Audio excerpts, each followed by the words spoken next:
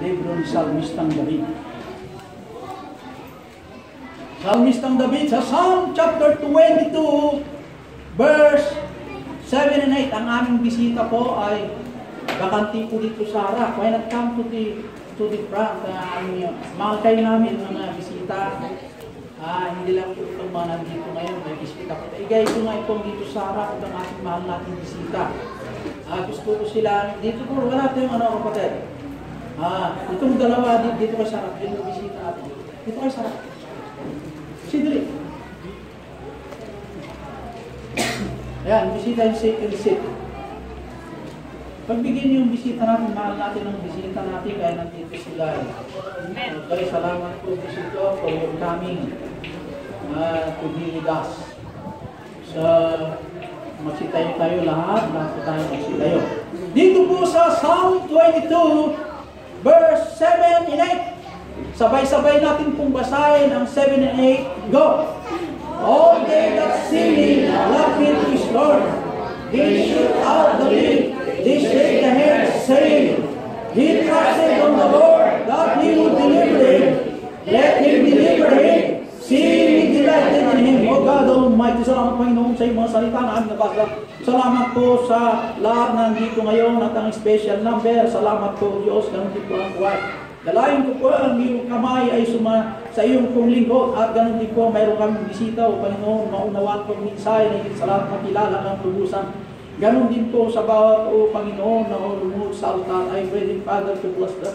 Ang hindi pumunta sa altar, I pray din Father to chance them to give them more chances for a chance to worship them, to glorify them.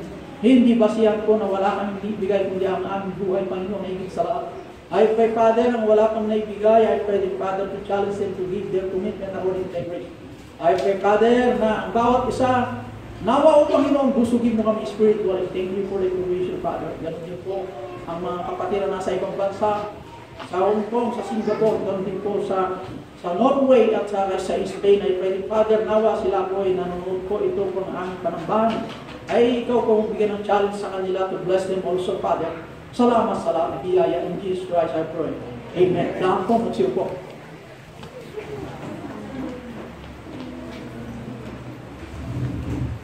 Magandang umaga po sa ating lahat. Amen. All they that see me, lock me to his horn. They shoot out the leaves. They shake the head, saying, tingnan niyo po. Ang sabi ng Diyos, makinig po, ladies and gentlemen, nung sila po ay nakakita sa akin o tumingin sa akin, sila po ay pinagtawanan ko ako. Okay, makinig po. Pinag-aaralan natin nung nakaraan, the other Sunday, God declared him to be his son. Di ba pinag-aaralan natin yun? Ang Panginoong Diyos, ipinakilala niya po ang kanyang anak saan? Sa mga tagalupa. This is my only begotten son. Ay pinakilala ng Diyos Ama. Saan ang basihan? Sa Matthew. Nandun po sa Matthew. This is my only begotten son in whom I am well pleased. Hear ye him. Ayun ang pagkasabi ng Diyos. Ito ang aking sinisinta kong anak na lubos kong kinalulugdan. Okay. Yun ang the other Sunday. Nung nakaraang Sunday, He will come to do God's will. Ang God, the Son, bumaba dito sa lupa para gamparan yung kalooban ng Ama. Para gawin yung anong gusto ni God the Father sa Kanya. Kaya nga, nandun po yung sample. Ipinanganak po si Jesus Christ dito po sa manger, ang sabsaban. Kasi wala pong room for them to be in the inn. Wala pong room, wala pong kwarto para sa kanila. Samantalang ang God the Father, nilikha niya ang sanlibutan. Siya po ay gumawa ang lahat na mayroon po tayo sa lupa at ipinakilala ang Ama, yung kanyang anak. Pero ang sanlibutan, hindi po winilkam. Hindi po binigyan ng salot. Hindi po binigyan ng paggalang. The only begotten Son. Hindi pinikilala. Okay. Ang ating topic ngayon He will be scorned in Mark, na ayon po sa Psalm 22, 7 down to 11. Yung pong pinagtatawanan, labis na pinaglalaruan. Okay? Tingnan niyo po. Ang regalo ni God the Father is the only begotten Son. Ibinigay niya po ang kanyang only begotten Son para magkaroon ng kaligtasan ng sangkatauhan. Pero ang ginawa ng mga tao, mga tagalupa, pinagtatawanan. Kaya sinabi ko sa inyo kanina kung paano naman kung ikaw magbigay ka ng regalo sa kanya, pinagtatawanan. Nakakainsult ko yan, mga kapatid. Binigay ko sa iyo regalo na walang bayad. Yung binigay mo, mas mahalaga pa kaysa sa mundo. Pinagtatawanan mga tao.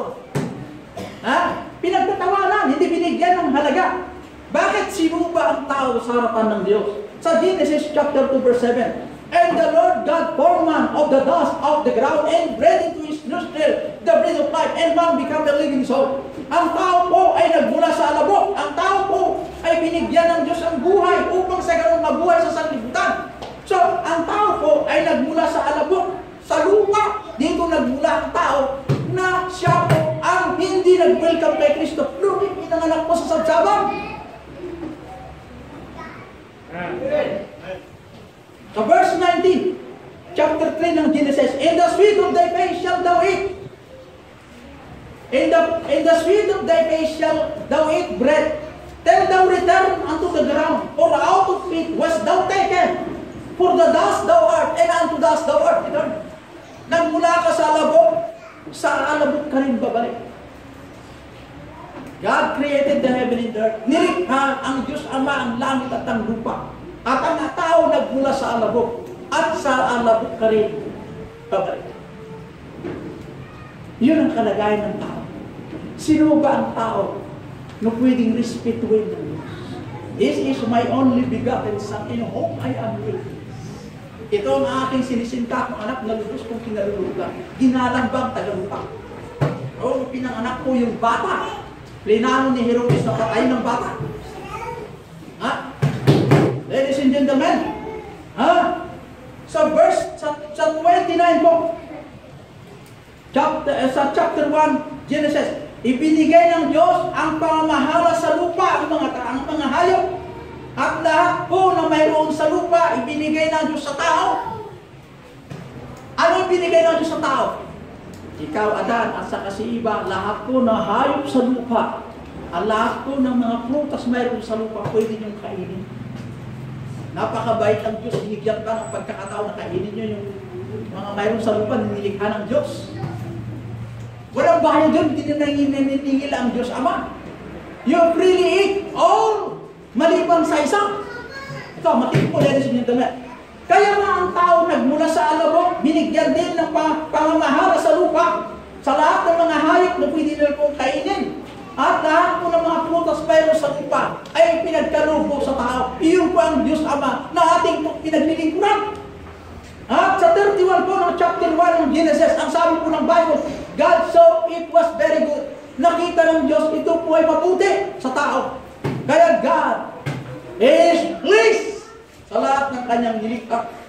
Dahil po sa kasalanan ng tao, nagkaroon po ng paglayos ng sanlibutan. Nagkaroon po ng flood during Noah's time. Dahil sa karunungan ng tao, nagkaroon din ng paggawa po ng tao at Babylon dahil marunong ng tao. Ang mahirap sa mga katawan natin sa sanlibutan, nung marunong na ang tao, makakalimot yung pinanggalingan na from the dust. Porque mayroon kang pera, porque mayroon kang mga karangyaan sa lupa, nagbago ng ugali mo, hindi mo kinikilala yung pinanggalingan ng buhay. Yun po ang tao. Pero isa lang tinitiyak ng Bible, from the dust thou art taken, and unto dust thou art returned. Sa ayaw mo, gusto babalik ka rin kung saan tagaling. Yun po tayo, mga kapatid.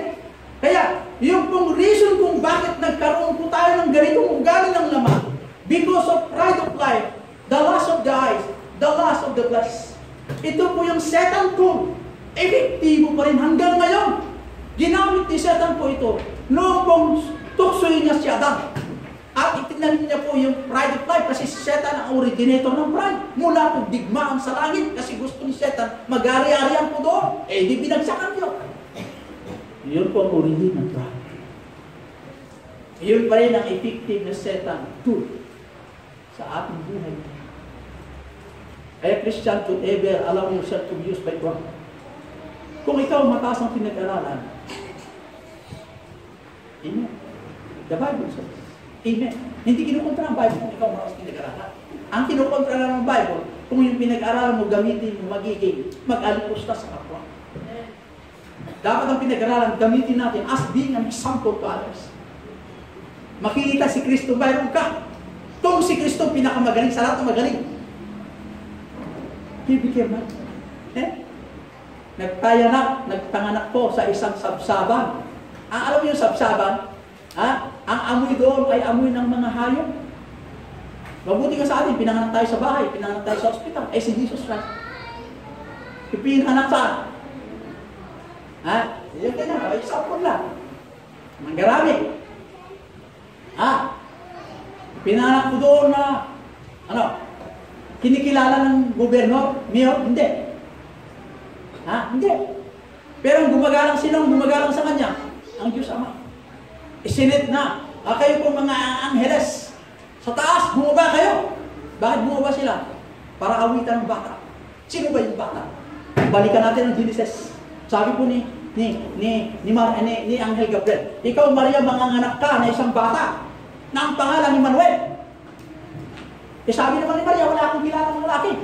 Paano kung manganak? Tandaan mo yung Holy Ghost, capital H, capital J. Yun ang nasa tiyan mo. Pag lumabas, may nabalot ng laman. Ito po si Jesus Christ. Sino yung Holy Ghost? God created the heaven and earth. Mapunta tayo sa Espiritu na Diyos. So, dahil po doon sa kalaliman ng pinag-aralan ng tao, katulad po ng science, katulad po yung mga magagaling na napunta sa buwan, at lahat ng invention, magagaling yung tao. Nakalimutan po nila, magiging pinanggalingan ay sa Allah. Mataas man pinag-aralan mo o wala, babalik din sa Allah. Ang kamatayan darating. Ang tanong sa inyo mga bisita, are you sure heaven one day? Sigurado ba ang lain ng ating tungo pagkatapos sa buhay? 100%. Pag hindi mo alam, pumunta ka sa Church of God. I-reveal namin ang sinabi ng Bible. Maraming Kristiyano ngayon na, ikaw ba'y Kristiyano? Opo. Siya ako ba sa langit? Hindi. Ano ka ngayon? Ikaw ba'y Montero family? Yes. 100%? Hindi. Anong pilihan mo? Hindi. Sigurado ka Montero? Hindi. Kristiyano ka? Opo. 100%? Hindi. Subuhan mo magtanong sa kapwa. Ikaw ba yan ang Diyos? Opo. Sigurado ka sa langit? Ay, hindi. Wala naman katiyak sa langit. Yan. Pero ang Biblia, sinabi na. Men, kompleto po ang Bible mga kapatid. Past tense, present tense, future tense, sinabi na. Kaya kompleto ang banal na kasulatan. Kung ang libro ng sanlibutan ay sinasabi ang batas, tungkol po sa ating ginagawa sa panlupa, mayroong batas ng tao, dapat sundin ng mga tao. Ay kumpleto po yan, iyan ang ating basihan. Pero saan ang tao? Naayon po sa batas ng tao. Pero sa langit may batas din ng Diyos. Ang lahat ng tao nagkasala. Kung hindi mo tinanggap si Kristo, wala kang kailanman paraan papunta sa langit dahil wala kang Kristo sa buhay mo, kahit mayroong 10 religion. Hindi religion ang magdadala sa langit. Kaya nga, God sent His Son. Bakit po bumaba si Jesus Christ? Para na tayo tubusin, hindi tayo nararapat matubos. Pero thank God, the Almighty God, binigay mo pa rin. Ang title ng mensahe, remember what God has done. Remember what God has done. Unang puntos, Psalm 22 verse 1. The Psalm of the Cross. Psalm. Yung kung Psalm, yung kung pag-aawit, hymn. Pag-aawit of the cross. In creation, plan of God is perfect. Pagdating po sa paglikha ng sanlibutan, ang Diyos ay perfecto ang paggawa niya ng sanlibutan. When God created the heaven and earth, it was good. When God created the moon and the sea, it was very good. Meron ba magpokontra dyan? Wala! Bakit? Ang Diyos na nagsasabi, it was very good. Wala ang ulam ng makatay. The man The creation of man in the origin.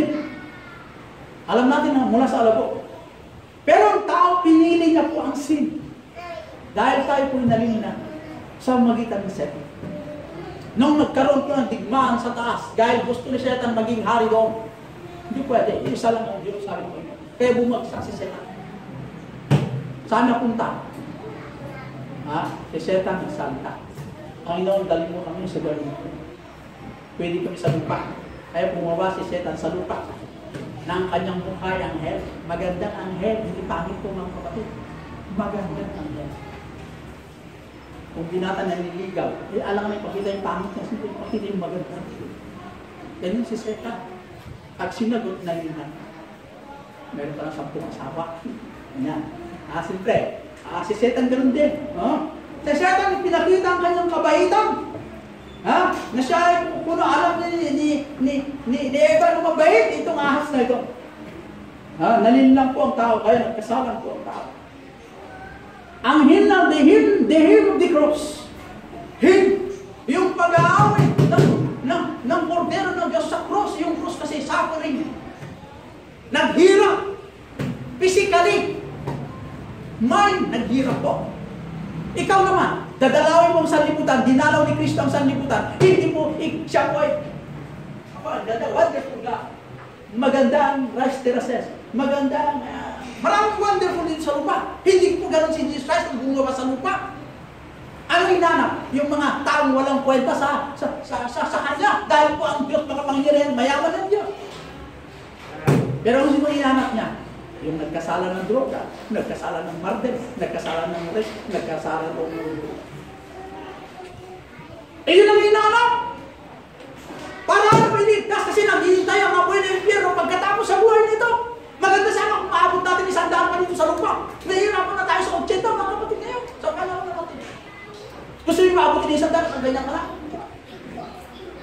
Kahit ko, kasama yung lahat sa akin. Gusto mo yung ganyan mabuhay pa? 100 years. Ako, ayaw ko ng gano'n. Mali mo lang gusto yung gano'n. 100 years, 150 years sa buhay natin dito sa lupa. Ay, matagal na yun! Pero sabi ng Biblia, isa lang sinasabi, ang buhay pansamantala lang sa lupa, hindi natin kaya mabutin yung ganyang edad. Darating ang kamatayan, darating po na tayo mabalik sa alabog natin pinanggalingan. Wala pong option ng tao. Habang tayo buhay, ang kayo, samantalayin naman natin, purihin ang lumikha sa atin. Anong gagawin mo sa buhay niya binigay ng Diyos? Kasi ang ating hininga mula sa Diyos. God formed a man out from the dust. And unto dust thou art. Maliwanag ko, nasa Genesis mo. Kaya maaawit na purihin mo ang Diyos. Kung marunod ka sa TV, ang dami awitin dyan. Amen? May mga dito, nag-idol kay, Ken Chu. Di ba, Brother Alex? Sino pa nag-idol kay Sharon Boneta? Samuel. Sharon Boneta. Umaawit sila, magagaling ng maawitin mo ito Si Brother John. Diba,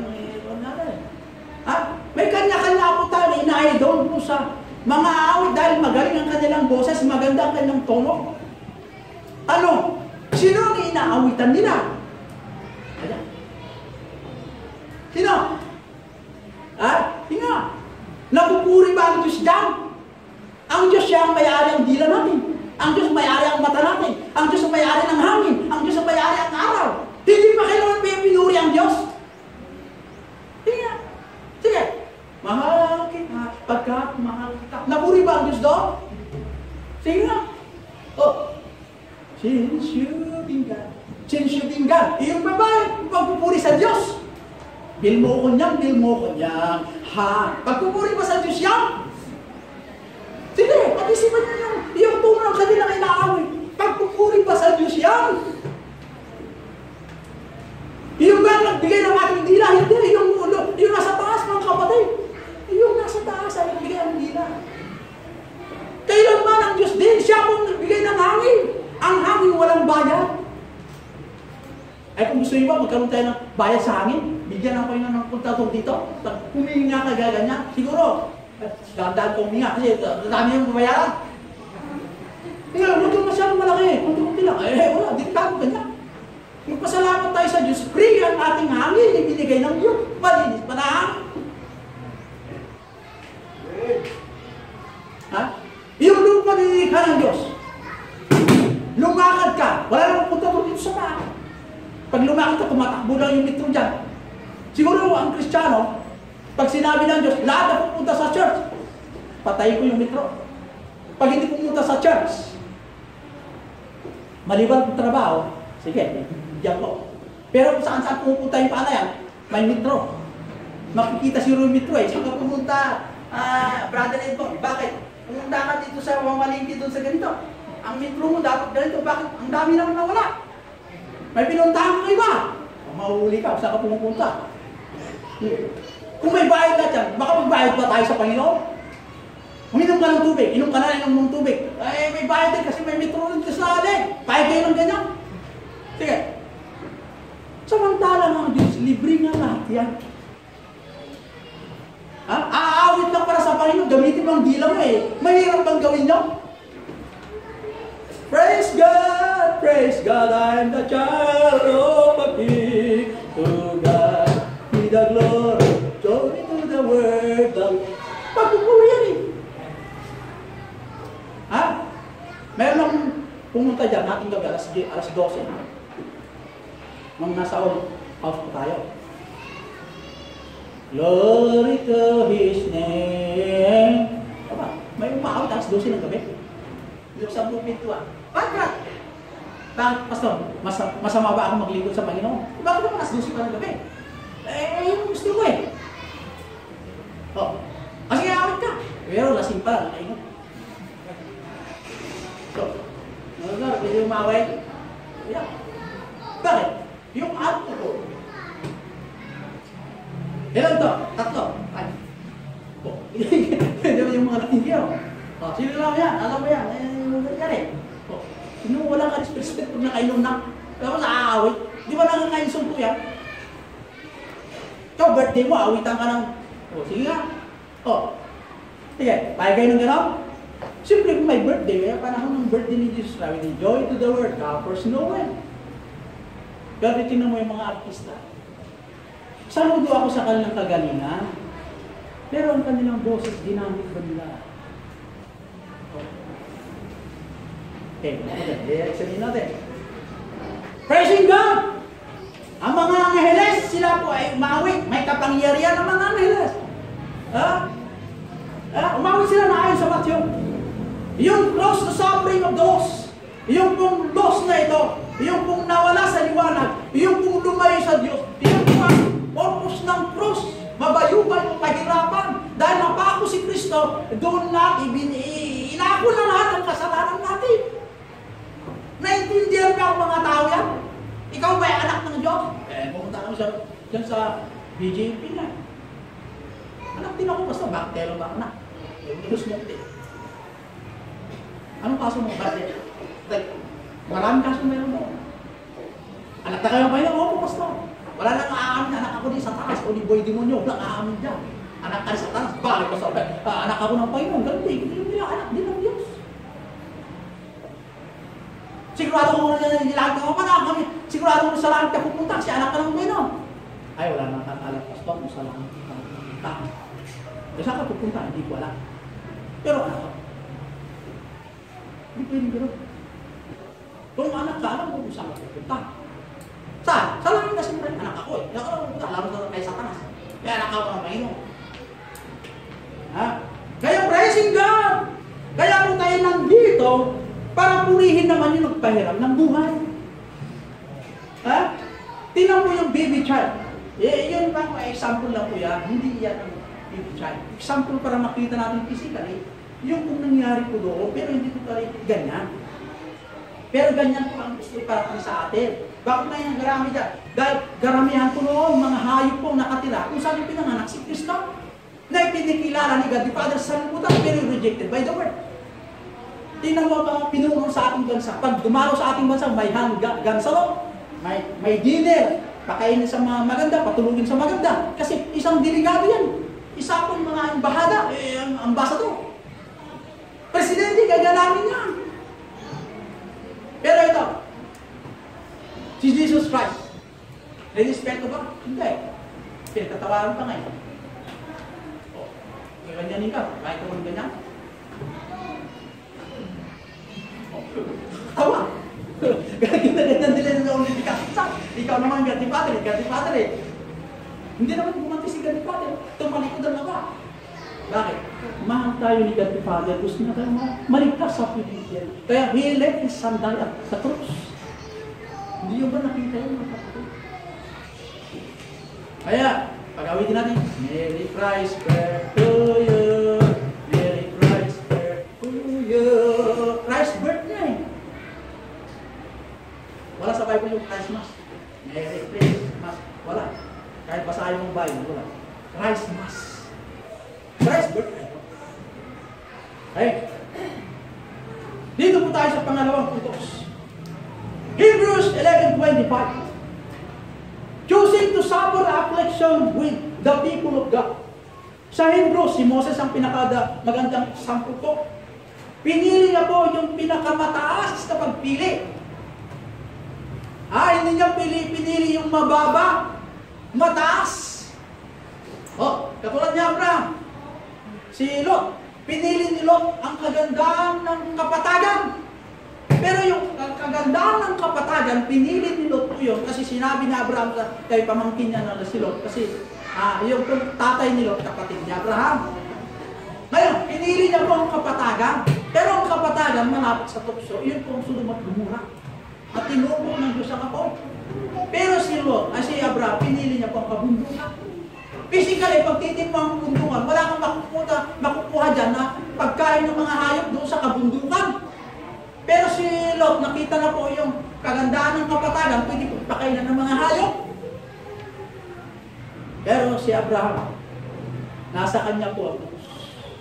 Kahit kabundukan ang mapasayo, kung nasa iyo ang Diyos, nanatili pa rin si Abraham. Nanatili pa rin si Abraham, the father of all nations. Nanatili pa rin si Abraham, na binimisyonan ng Diyos. Ang mahalaga yung kamay ng Diyos ay nakay Abraham.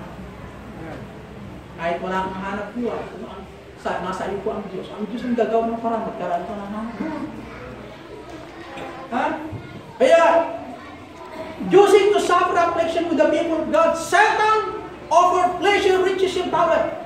Si Satanas po ay nag-o-offer ng pleasure, kayamanan at kapangyarihan. Ano po yung nangyari dyan? Si Moses, ang sabi ng po, si Moses po, ay pinili niya na maghirap kaysa yung pong mag-enjoy na kayamanan sa Egypto na pansamantalang mag-enjoy. Samantalang kung pinili mo ang Diyos, eternal, pinili ni Moses yung high Diyos. Tingnan nyo, kung hindi kayo tinawag ng Diyos, mag-ambisyon ka, yung pinaka-the-best ng ambisyon, pinaka-conviction, abutin mo sa superintendent, habang buhay tayo, principal, ganyan yung ambisyon kung nasa sanlibutan ka na rin. Kung sa pulis ka naman, kaya huwag yung mag-respeto. Maghahayang ambisyon ka. Kasi, huwag yung manatili kung saan ka. Kung Kristiyano ka, the high. Ano yung high? To be and to involve in the ministry. Kasi pinili mo ang the highest hope. Kaya ang sabi mo ng Bible, si Satan nag-o-offer ng pleasure, riches, and power. Kaya, ang sabi mo ng banal na kasulatan, yung bagay na mayroon sa lupa, yung kasakiman, yung mga bagay mayroon sa lupa na kayamanan, yung mga compromiser, yung mga taong nakikita sa pamuhay sa sanlibutan, yung mga taong disobedient child, yung nagmamahal sa sanlibutan, yung mga sarili, ang utos ng Diyos sa 2 Corinthians 6:17, wherefore come out from among them and be separate, say to God. Come out among them. Ano man mayroon sa lupa, come out. Lumabas ka sa ganyang takbuhin ng sanlibutan. Bakit? I am the Lord. Hindi ako natutuwa kung paano ang sanlibutan tumatakbo na ayon sa sanlibutan pa. Ang liwaliwan ka na natin eh. Tingnan mo po yung kung si Jesus Christ. The high priest 9 sa Numbers. 9 po sa Bible. And then with the high priest, the sacerdote. Dahil sakim sila sa power, sakim sila sa kapangyarihan, sakim sila sa pera, nagkaroon sa kanilang false witness. They want Christ to be put to death. Mabayubay sa krus. Ay, please pa yan. Ha? Alam niyo, ang nagbabahagi ng salita pa ng Panginoon, ikaw makasalanan ka, kailangan mo sa Kristo, bira na kayo. Ha? Kaya, dapat mga mananampalataya, huwag tayo kung mawala yung init sa larangan ng paglilingkod. Darating ang discouragement, continue to serve. Kasi darating din ang kamatayan sa atin, we don't know kung kailan ang kamatayan, darating bawat isa. Ang mahalaga, magpapatuloy tayo maglingkod. Huwag tayo mawala sa ere na paglingkodan ng Diyos. Pangatlong punto, sa Matthew 26:39.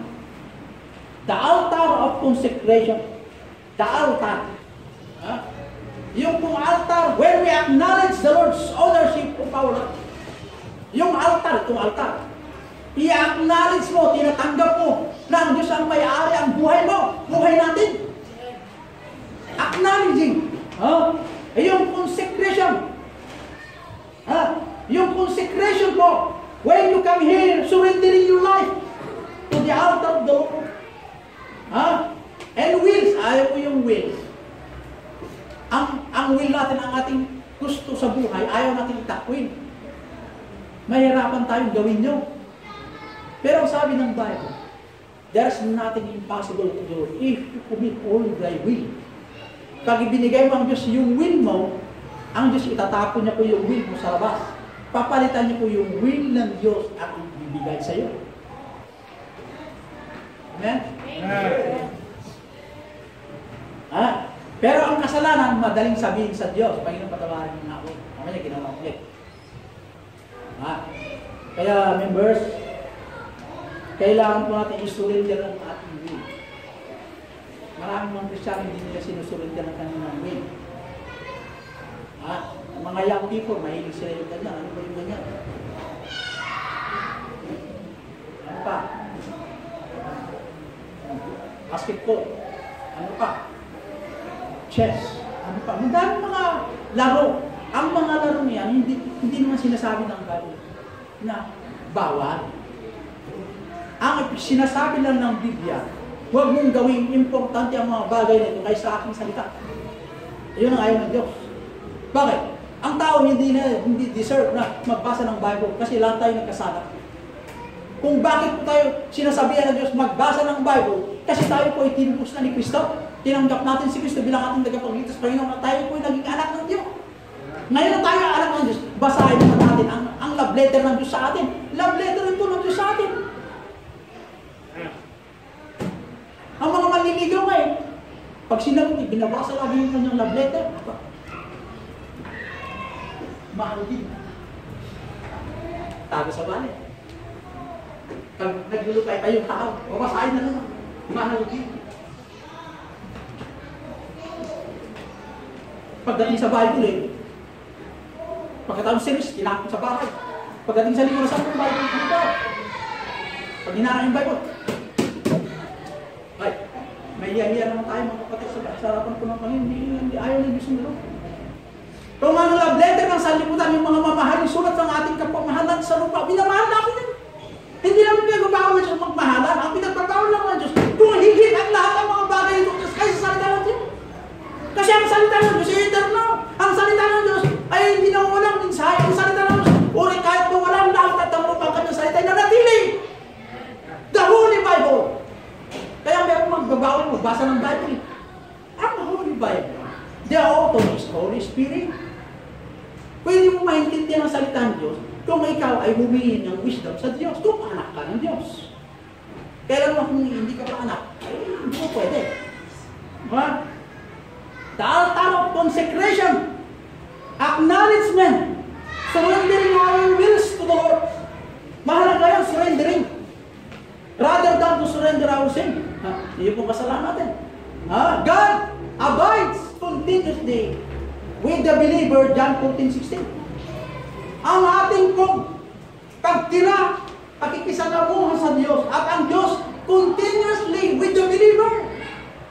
Ang Diyos kailanman hindi nagsasawa na tayo mo'y binabantayan. Ang Diyos kailanman hindi nagsasawa na sinusuportahan tayo yung spiritual pinagsalit. Tinitingnan po tayo ng Diyos. Pero ang tao nakakaya, siya ang magsasabi, nagsasawa na ako. Sa paglilingkod, sumusobra na tayo sa langit. Bakit? Kasi pag bumasa ka ng Bible, mamaya, sumusobra na tayo. Lalagpas pa ang karunungan ng Diyos sa ating ginagawa. Alam niyo mga kapatid, magpasalamat ka nga. Magpasalamat tayo.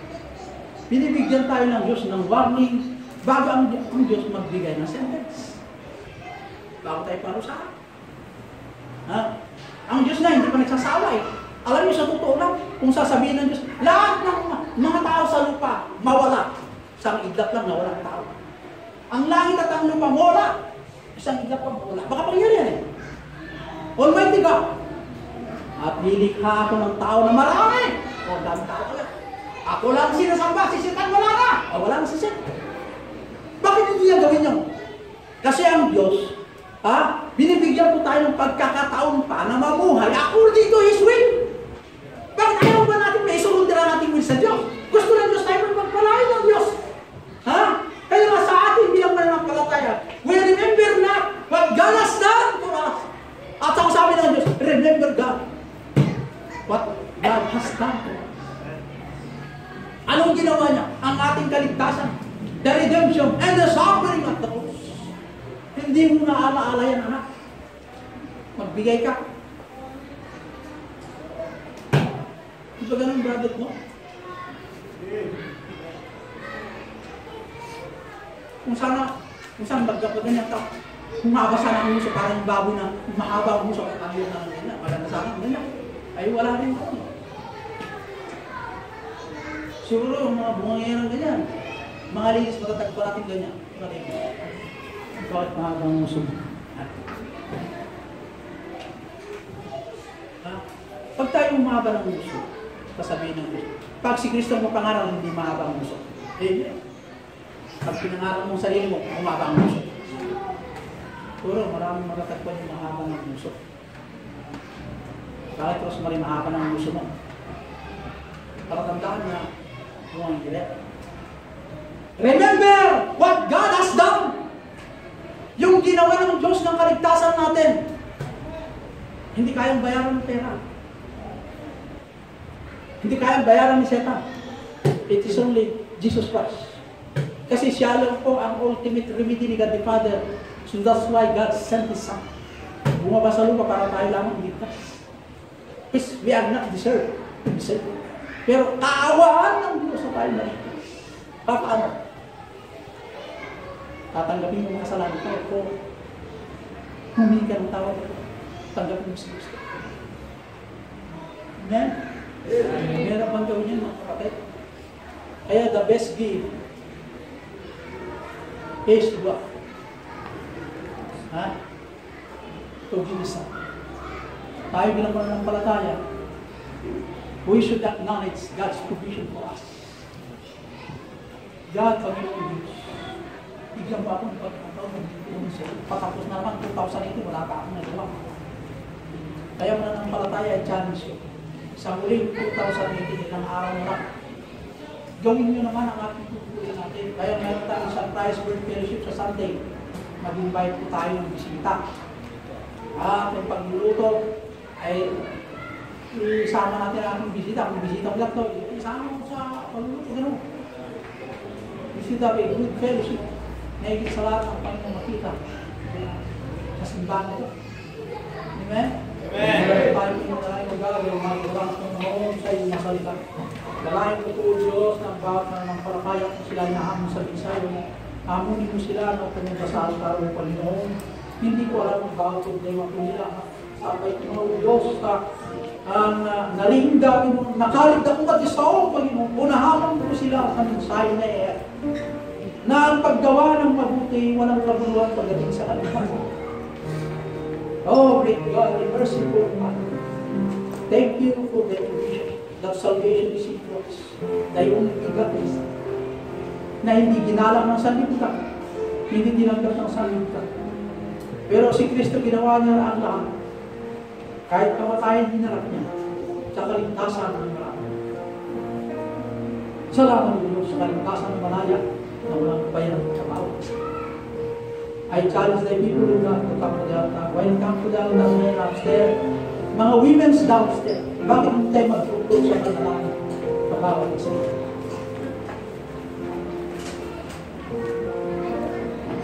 Mga bisitas ko na kayo mga bisita.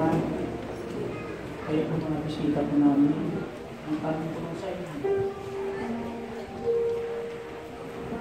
Tayo ba anak mo? Kung tayo ay anak ng Diyos, 100% sa tayo sa lahat. Ano tayo? 100% sa mga bisita. Are you sure? Pag sure, pagkitaas ka naman. Are you sure in heaven? 100%. Kung we die right now. Hindi pa. Honestly speaking, kung hindi pa, huwag mong taas ang ito. Are you sure, brother? Yes or no? Hindi pa. Okay. So, see you okay. Okay. Ang baliwag ko ni bisita ko natin ng pag-ibig siya ang gospel. Siya ang gospel. I-assure ko sa kanya ko assurance of salvation.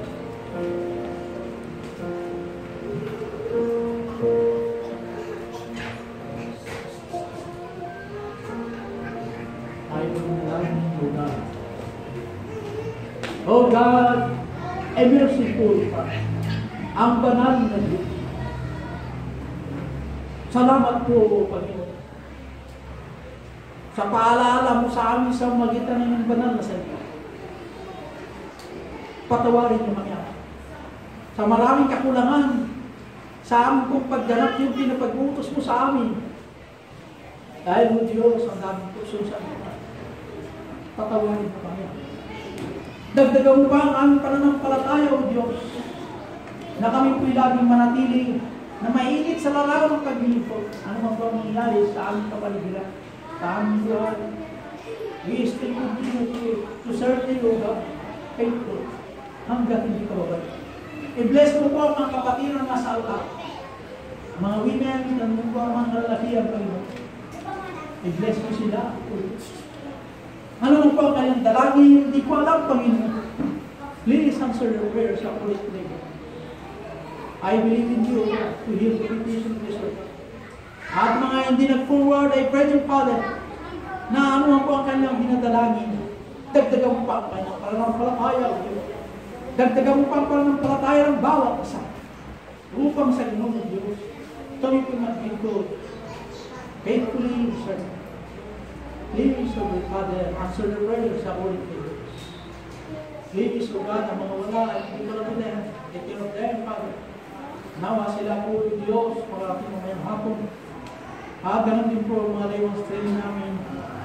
Ay ikaw ang kumilos sa mga pamangkin. Oh, great God, salamat sa pagkakataon na hindi ka nagsasawa sa amin na hindi